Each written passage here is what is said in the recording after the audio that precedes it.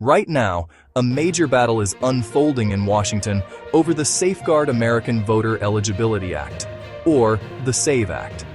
While its supporters call it election integrity, Senator Sheldon Whitehouse is sounding a different alarm.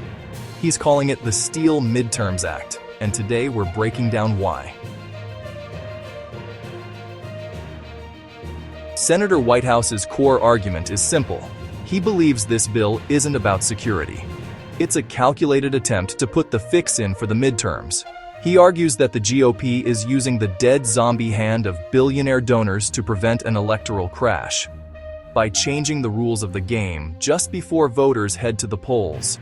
To him, using government power to predetermine an election is as un-American as it gets.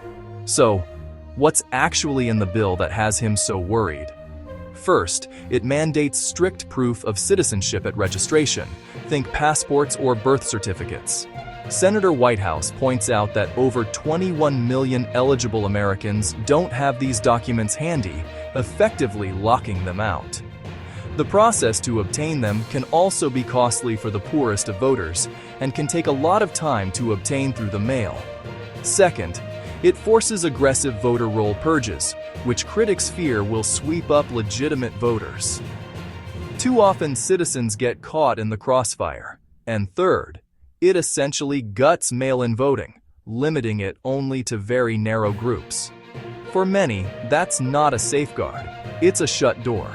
Senator Whitehouse views these not as safeguards, but as hurdles designed to disenfranchise the very people the government is supposed to serve. So, what can be done? Whitehouse is clear. We can't rely on shortcuts or procedural tricks. Whether you're a Democrat, a Republican, or an independent, the message is the same. First, demand legislative integrity.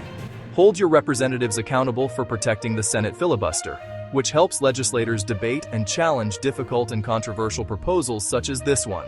Don't let long-standing rules be trashed just to push through partisan voting changes. Second, apply bipartisan pressure.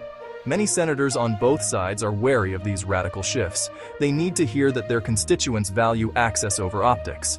And finally, as Senator Whitehouse says, the only real way to win is the old-fashioned way. Buckle down and vote. We must protect the process so that every legal voice is heard. Because in the end, an election should be decided by the people, not the paperwork. Stand up for your right to vote.